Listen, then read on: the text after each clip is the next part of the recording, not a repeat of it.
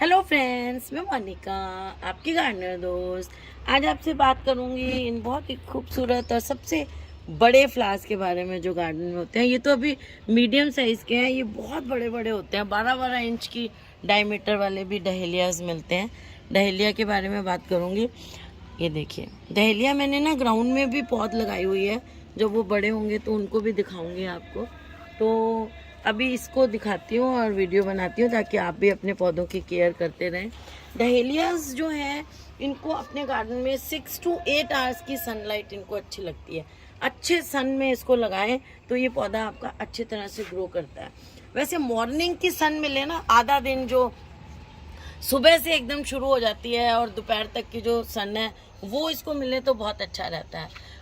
दोपहर का बहुत तेज जब धूप होती है तब उस टाइम हल्की सी छाया भी आ जाए तो सही रहता है। मॉर्निंग की सन जो है, जो विंटर फ्लावरिंग प्लांट्स हैं, इनको बहुत पसंद होती है। गजानिया को सारा दिन की चाहिए होती है, दोपहर की भी। बाकी ज़्यादातर को जो है वो, ये देखिए, ये लियो की बदमाशी देखिए। ये पानी गिरा हुआ है ना, इसको ये पानी पीना है और बदमाशी आ रही है, इसको कूद कूद के पानी पीने जाना है। तो मैं इसकी सनलाइट की बात कर रही थी कि मॉर्निंग से शुरू होकर 6 से 8 घंटे की धूप इसको मिले तो पौधा अच्छी तरह से ग्रो करता है। बहुत तेज़ हवाएं अगर चलती हैं ना तो उन विंड से इनको बचाना है। किसी चीज़ के पास ऐसे, दीवार के पास ऐसे रख दें या कुछ, तो विंड से ये बचेगा। और स्टेकिंग कर दें।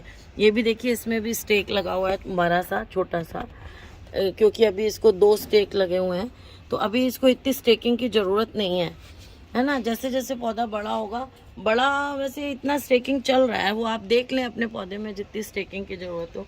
मैं तो क्या करती हूँ, मेरे कई पौधों में स्टेकिंग इधर से निकाल के उधर छोटी छोटी सी डंडियाँ जो भी हैं लगा के कोशिश करती हूँ पौधे को सपोर्ट दे दूँ। तो इसलिए इसको ऐसे सपोर्ट दे दें अपने पौधे को। एरिएशन इसको बहुत चाहिए। जब ये बहुत ज़्यादा एक साथ लगाते हैं ना तो इनके अंदर से एयर फ्लो होना चाहिए। दिख रहा है आपको? एयर ऐसे ऐसे वो नहीं होना चाहिए, एकदम पैक नहीं हो जाना चाहिए पत्तियों से पौधा। तो उससे क्या है कि इसमें एयर फ्लो नहीं होगा तो फंगस बहुत जल्दी कैच करता है। पाउडरी मिल्ड्यू तो इतनी जल्दी होता है, अगर इसके पत्तों पे पानी डाला, आपने कुछ करा तो पत्तों पे सफ़ेद सफ़ेद सा, बहुत लोगों ने जो ग्रो करते हैं डहेलिया, ये फेस की होगी प्रॉब्लम, सफ़ेद सफ़ेद पाउडर सा हो जाता है पत्तों पे। और वो एक बार हो जाए ज़्यादा तो वो फिर पौधा जो है वो मरता ही चला जाता है। तो इसलिए ये देखिए, ये बदमाशी, ये मेरे पौधे को तोड़ के रहेगा। एक सेकंड, मैं ये हटा देती हूँ तब, ताकि ये हटो, गंदा बच्चा। और इसकी सॉइल की बात करूँ, ये तो मैंने कह दी कि इसमें एरिएशन होना बहुत ज़रूरी है और इसीलिए इसको ना नाइट्रोजन रिच फर्टिलाइज़र भी कम देना है ताकि इसमें पत्तियां बहुत ज़्यादा नहीं हो। अगर आपके पौधे में बहुत पत्तियां हैं तो उनको आप थोड़ी थोड़ी पत्तियों को हटा दें। पत्तियों को हटाने का एक तरीका होता है, जैसे आपने काउंट की, 1 लीफ, 2 लीफ, तीसरी लीफ तोड़ दें, 1 लीफ, 2 लीफ, तीसरी लीफ तोड़ दें, ऐसे करके थिनिंग कर दें। ये तो एक तरीका मैंने बताया, बाकी आप अपने तरीके से भी बीच बीच में से पत्तियां हटा दें ताकि पौधे में हवा क्रॉस कर सके और उसमें फंगस नहीं लगे। बहुत सारे पौधों को जब हम एक साथ लगाते हैं ना तो ये क्या है, पौधा ट्यूबर से लगता है। छोटे छोटे नीचे शकरकंदी जैसे ट्यूबर्स होते हैं, तो उन ट्यूबर्स को 1-1 फीट की, 12-12 इंच की दूरी पर आप लगा दें तो आपके पौधे खूब अच्छे एक साथ ग्रो करते हैं, तो बड़े खूबसूरत लगते हैं। ड्वार्फ वैरायटी होती है कि इनकी, ये टॉल वाली वैरायटी है। ड्वार्फ वैरायटी आगे लगा दें, टॉल वैरायटी दीवार के साथ, मतलब ऐसी क्यारी में लगाएं कि दीवार के साथ टॉल वैरायटी और उससे आगे ड्वार्फ वैरायटी। बहुत खूबसूरत लगते हैं ये ग्रुप में लगाए हुए। लेकिन बस उनमें आपको यही ध्यान रखना, एरिएशन रहना चाहिए, नहीं तो फंगस जो है ना, गमलों में मैंने देखा है फंगस ज़्यादा लगती है। ज़मीन पे लगाते हैं, फुल धूप वाले एरिया में लगा दें तो फंगस कम लगती है। ज़मीन में, गमले में इनमें फंगस बहुत जल्दी लगती है अगर आपने एरिएशन का ध्यान नहीं रखा। नीचे से पत्ते ज़्यादा नहीं ग्रो होने दें, उसको बीच बीच में तोड़ते रहें ताकि बिडली रहे बीच की जगह। तो ये इसमें है। अब मिट्टी की बात करूँ तो अच्छी सी रिच मिट्टी चाहिए होती है इसे। वेल ड्रेनिंग सॉइल होनी चाहिए। 1 हिस्सा मिट्टी मिला लें, 1.5 हिस्सा खाद ले लें और 1 हिस्सा उसमें आप रिवर सैंड मिला लें। और अगर आपके यहाँ चिकनी मिट्टी है तो रिवर सैंड की जगह राइस हस्क मिला लें या कोकोपीट। राइस हस्क मेरे हिसाब से बेटर इसलिए रहता है कि वो बाद में खुद भी खाद का काम करता है डिकम्पोज होके। मैंने आजकल राइस हस्क मिलाना शुरू किया है अभी रोज़ मैंने लगाया, राइस हस्क में दिखाया था, उसका मैं अपडेट देती हूँ, उसमें पत्तियाँ वगैरह आ गई हैं। तो राइस हस्क मिला सकते हैं, कोकोपीट मिलानी है तो वो मिला सकते हैं, तो उनको आपको धोना पड़ेगा 3 पानी अच्छी तरह, फिर मिला सकते हैं उसको। और जैसे साइज़ पौधे का इसका अच्छा होता है, तो इसको आप कोशिश करें कि 10 इंच तक के गमले में लगाएं, क्योंकि पौधा लंबा जाता है। और एक गमले में एक छोटा चम्मच फंजीसाइड पाउडर एक गमले के मिक्सचर में ना, एक गमले के हिसाब से मिलाएं, तो एक 10 इंच के गमले में एक छोटा चम्मच मिला लें फंजीसाइड पाउडर। कोई भी ले लें, साफ ले लें, मैंकोजेब ले लें, बेवस्टीन ले लें। ट्राइकोडर्मा डालना चाहते हैं तो ट्राइकोडर्मा 1 चम्मच डाल दें, आधा 3/4 चम्मच डाल सकते हैं ट्राइकोडर्मा डालना चाहें तो और जो है नीम खली डाल दें 1-2 मुट्ठी। इस तरह से इसकी जो है वो सॉइल को आप तैयार कर लें। और जो बल्ब्स आप बाजार से खरीद के लाएं, राइजोम्स जिन्हें कहते हैं, हेल्दी लेके आए, थोड़े से ना दबने नहीं चाहिए, एकदम अच्छे फ्रेश होने चाहिए लगे हुए, थोड़े से मुरझाए हुए, रिंकल्ड इस तरह से नहीं होने चाहिए। उन पे कोई वाइट फंगस सी दिख रही है आपको, कुछ बिल्कुल अच्छे, जैसे आप शकरकंदी बाजार से कैसे लेके आते हैं बिल्कुल फ्रेश, वैसे ट्यूबर्स होने चाहिए। उन ट्यूबर्स को लाएं और लगाएं। और थोड़े से भी जो आपको श्रिवल्ड दिख रहे हैं या जिन पे कोई वाइट फंगस ऐसा कुछ दिख रहा है, उसको ना लगाएं। ट्यूबर्स जब आप लाएं बाजार से तो उनको जो है वो 1 घंटा जो है पानी लें, उसमें थोड़ा फंजीसाइड पाउडर डालें और उसके अंदर भिगो के रख दें थोड़ी देर, और उसके बाद लगाएं, ताकि इनके अंदर फंजीसाइड इन्फ्यूज़ हो जाए, और उसके बाद लगाएं तो फंगस वगैरह नहीं लगे। और ट्यूबर को करीब 4 इंच नीचे लगाएं मिट्टी में, और इस तरह से इसको आप ग्रो कर लें। ये ट्यूबर्स लगाने का जो टाइम होता है ना, ये दिवाली से थोड़ा पहले होता है, तब आप लगा दें। वैसे इसको कूल टेम्परेचर्स में उगते हैं, ये ठंडक होगी वहाँ पर डहेलिया जो है वो अच्छे रहते हैं। लेकिन जब इनके ट्यूबर्स को आप लगाते हैं ना, तभी मैं कह रही हूँ दिवाली से पहले लगाएं। ट्यूबर्स लगाने के लिए ठंडी सॉइल को बर्दाश्त नहीं करते, जैसे आजकल है, ठंड है तो सॉइल भी ठंडी होती है। तो अगर आपने ट्यूबर्स को ठंडी सॉइल में लगा दिया तो ट्यूबर्स आपके लगेंगे नहीं, स्प्राउट नहीं करेंगे, ग्रो नहीं करेंगे, फंगस लग जाएगी। तो उसके लिए थोड़ी सी वार्म रहनी चाहिए सॉइल। तो आप ठंडक जब होनी शुरू होए उससे पहले ही ट्यूबर्स को लगा देना चाहिए। और थोड़ी सी स्प्राउटिंग हो जिस ट्यूबर में, इस टाइप को लेके और आपको उसमें लगाना चाहिए। और शुरू में जब हम पौधा लगाते हैं तो जैसे हमने मिक्सचर में भी खाद डाल दी है, लेकिन 10 दिन में एक बार आप NPK 19 थोड़ी सी 1 लीटर पानी में 1 छोटा चम्मच घोल के आपके पौधे को दे दें। 1 लीटर पानी देना जरूरी नहीं है, ये मैंने मेजरमेंट बताया, आपके गमले के हिसाब से जितना पानी चाहिए वो दे दें। 10 दिन में एक बार आप जो पानी देते हैं उस पानी को छोड़ के वो खाद वाला 19 वाला पानी दे दें। या फिर आप कोई भी अपनी गोबर खाद है या वर्मी कंपोस्ट है, वो रात भर एक आधी मुट्ठी 1 बाल्टी पानी में भिगो दें, वो वाला पानी 10 दिन में जब आप पानी दें। वैसे तो पानी जैसे ऑल्टरनेट डे 2 दिन में एक बार, जब ऊपर की मिट्टी आपको सूखी दिखे, जैसे अब इसकी ऊपर की मिट्टी, मैंने कल इसको पानी दिया तो अभी इसकी मिट्टी गीली है, तो अभी इसको पानी नहीं चाहिए, देखिए गीली है मिट्टी, है ना। और अच्छी सी वेल ड्रेनिंग सॉइल है, देखिए ये गीली है। और सौगी अगर होती ना ये, तो उसमें ऐसे मैं दबाती तो पानी टपकता ही हूँ, उसको सौगी कहते हैं। ये जो सॉइल है ये मॉइस्ट सॉइल है, ठीक है। कई बार मैं बोलती हूँ ना सॉइल को मॉइस्ट रखें, तो आप लोग पूछते हैं मॉइस्ट और सौगी में क्या फ़र्क है। सौगी में यूँ दबाएंगे तो पानी टपकेगा, ये मॉइस्ट है, ऐसी रहनी चाहिए। और जब ये ऊपर से सूखी दिखेगी तब मैं पानी दूंगी।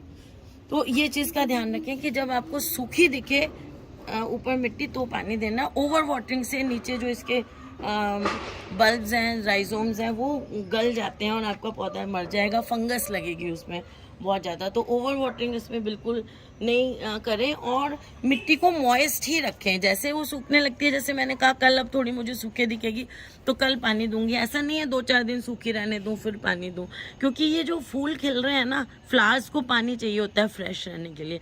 अगर आपने इस स्टेज में पौधे को पानी से मॉइस्ट नहीं रखी मिट्टी, तो फिर आपका पौधा फूल मुरझाएंगे बहुत जल्दी।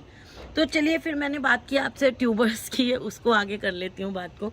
जब आपने ट्यूबर लगाया, पौधा होगा, जब 1 फीट के करीब आपका पौधा हो जाता है ना, तो उसकी टिप को 1-2 बार तोड़ दें। ग्रोइंग टिप होती है ना ऊपर की। अब ग्रोइंग टिप क्या होती है, जैसे ये है, ये जो है ये इसकी ग्रोइंग टिप है, पौधा जहाँ से बढ़ रहा है ऊपर की टिप, इसको ऐसे पिंच कर देते हैं। अभी मैं नहीं करूँगी क्योंकि ये छोटा अलग से निकल रहा है इसकी। हाँ चलिए इसकी भी कर देते हैं। चलिए ऐसे दिखा देती हूँ आपको, ऐसे पिंच कर दें 1 फीट का हो जाए। ये हटा दिया मैंने ग्रोइंग पॉइंट। इसको हटाने से क्या होगा, नीचे से 2 ब्रांचेस निकलेंगी तो आपका पौधा थोड़ा सा फैलेगा। एक ही डंडी लगी रहे, बाजार से कई बार आप लाते हैं एक ही डंडी लगी हुई है और उसी के ऊपर बस 2-4 फूल लग के और पौधा खत्म। अगर आपको अपने पौधे को बुशी ज़्यादा ब्रांचेस चाहिए आपको, तो आपको टिप को तोड़ना पड़ेगा। उससे क्या है, ज़्यादा ब्रांचेस, ये इसमें मैंने जैसे तोड़ा है तो नीचे से यहाँ से और ब्रांचेस निकल के ये थोड़ा सा फैल जाएगा। तो जितनी ब्रांचेस होंगी उतने ज़्यादा फ्लावर आएंगे आपके पौधे में। तो 1 फीट का जब तक पौधा हो जाए, जैसे ये है, इस स्टेज में आप 1-2 बार पिंचिंग कर दें। जैसे नीचे जो ब्रांचेस आएंगी, जब वो ब्रांचेस इतनी बड़ी हों उनकी टिप भी काट दें। मेरे हाथ देखो आपको बिल्कुल माली हो जैसे अभी लग रहे होंगे। तो काम करेंगे तो हाथ तो गंदे होंगे। अब तो इस तरह से पिंचिंग करेंगे तो पौधा आपका ग्रो करने लग जाएगा। शुरू में हमने इसको NPK 19 दी, और जब आपका पौधा थोड़ा सा इतना साइज़ का हो जाएगा, खूब सारे पत्ते से आने लग जाएंगे, फिर आपको इसको 19 नहीं देनी है। इतना बड़ा पौधा हो जाए, जब इतना बड़ा हो जाए, है ना, इसके इतना सा क्यों नहीं देनी है कि फिर ज़्यादा पत्तियां आएंगी पौधे में तो फ्लावर कम आएंगे, इसलिए हमें पत्तियां नहीं चाहिए। नाइट्रोजन ज़्यादा नहीं देनी है हमें इसको। उसके बाद हम इसको क्या देंगे, फास्फोरस और पोटेशियम रिच खाद देंगे। फास्फोरस के लिए हम इसको सरसों खली की खाद देंगे। जब ये थोड़ा सा बड़ा हो जाए पौधा तो फिर हम इसको हर 10 दिन में एक बार सरसों खली वाली खाद देंगे। सरसों खली को पानी में भिगो देंगे और वो वाला पानी देंगे। एक बाल्टी में 1-2 मुट्ठी सरसों खली भिगो दी, 1-2 दिन रखी उसका पानी। और ज़्यादा अगर तैयार करनी है सरसों खली वाली खाद तो आप कोई वीडियो देख लीजिए, ज़्यादा क्वांटिटी में 25-30 लीटर का एक ड्रम लीजिए, उसमें 3-4 किलो सरसों खली डाल के पानी से भर दें और वो पड़ा रहने दें, वो साल भर भी चलेगी आपकी। तो वो वाली खाद जो है जब पौधों को देनी हो, उसमें से एक डब्बा निकालें, 10 लीटर पानी में उसको मिलाएं और वो वाली खाद दे दें। तो वो सरसों खली वाली खाद इसको दें। फिर हमें वो वाली नहीं देनी है, गोबर खाद या NPK 19 नहीं देनी है। हाँ, अगर आप NPK में ही जाना चाहते हैं तो NPK में वो मिडल वाला नंबर ज़्यादा वाली खाद दे दें, जैसे 10-30-20 रेशो वाली। 19 नहीं हो, 10-20-30 ऐसे रेशो वाली जो NPK आती है, जिसमें 30 फास्फोरस हो, 20 पोटेशियम हो और नाइट्रोजन जो है वो 10 हो। ऐसी NPK अगर देना है तो ऐसी दे सकते हैं। नहीं तो आपके लिए सबसे आसान काम है सरसों खली की खाद दे दें इसको, और हर 10 दिन में एक बार दे दें। फ्लावर आने शुरू हो रहे हैं तो वीकली दे दें। अब फ्लावर आने शुरू हो गए, बर्ड्स आ गई हैं, तो फिर हमें वो वीकली देनी है। वो जो हम 10 दिन में दे रहे थे वो वीकली देनी है। 10 दिन में भी दे सकते हैं अगर आपके पास टाइम नहीं है, वीकली देंगे तो और भी अच्छा है। अच्छा, एक और ट्रिक, एक चीज़ होती है इसमें कि जो ये फ्लावर होते हैं ना डहेलिया के, ये 3-3 के ग्रुप में ज़्यादातर खिलते हैं। अब इसमें 3 में है कि नहीं मुझे पता नहीं है, बाकी ये 3-3 के ग्रुप में निकलती हैं कलियां इनकी। तो 3 के ग्रुप में जब कलियां निकलती हैं, अब जैसे यहाँ है ये 2 के ग्रुप में है कली, ये 3 है वैसे, लेकिन एक ही में 2 है। ये दिख रही है आपको, ये वाली दिखाती हूँ मैं आपको अच्छी तरह से। ये देखिए, ये 2 ये हैं। 3 में वैसे ज़्यादातर निकलती हैं, इस वाले में मुझे 2-2 दिख रही हैं। देखिए, एक ये है, एक ये है, इन दोनों में। तो आपको अगर फूल बड़ा चाहिए, मुझे चाहिए होता है कि ज़्यादा फ्लावर खिलने अच्छा लगता है। अगर आपको चाहिए बहुत बड़ा फ्लावर तो इनमें से एक कली को काट दें। जब 2 कलियां एक साथ निकलें तो एक को, जैसे अब ये है, इसमें भी मुझे ये बड़ा चाहिए तो मैं नीचे वाली कली को तोड़ दूंगी। इस वैरायटी में देखिए जो भी है ये वैरायटी, इसमें 2-2 निकल रही हैं। ये देखिए 2 में, इसमें भी ये 2 हैं, तो ये छोटी वाली को काट दें, है ना। 3 है तो साइड वाली 2 को काट दें, बीच वाली रहने दें, तो आपको बड़ा फ्लावर मिलेगा। लेकिन मुझे क्या है कि मुझे ये नंबर ऑफ फ्लावर्स, जैसे ये 2 हैं, देखिए ये 2 हैं, इनमें इस छोटी को काट दें, ये वाला फ्लावर बड़ा हो जाएगा। वो ही नेचुरली, वो है कि एक छोटी को आपने काट दी तो सारा जो न्यूट्रिशन 2 ने लेना तो वो 1 को मिलेगा, 1 को न्यूट्रिशन मिलेगा तो आपका फ्लावर जो है वो बड़ा बनेगा। तो इस चीज़ का ध्यान रखें कि बहुत ज़्यादा हाई नाइट्रोजन खाद इसमें नहीं दें। अगर नाइट्रोजन वाली गोबर खाद ज़्यादा देते रहेंगे आप इसमें, तो इसमें जो है वो पत्तियाँ ज़्यादा आएंगी और फ्लावर आपका जो पौधा है वो कम देगा। और मल्चिंग इसमें बिल्कुल नहीं करें। कई पौधों में मैं कहती हूँ मल्चिंग कर दें, मिट्टी मॉइस्ट रहे, इसमें मल्चिंग नहीं करनी है। उसको खुला रखना है और जब मिट्टी ऊपर से सूखी दिखे तब पानी देना है।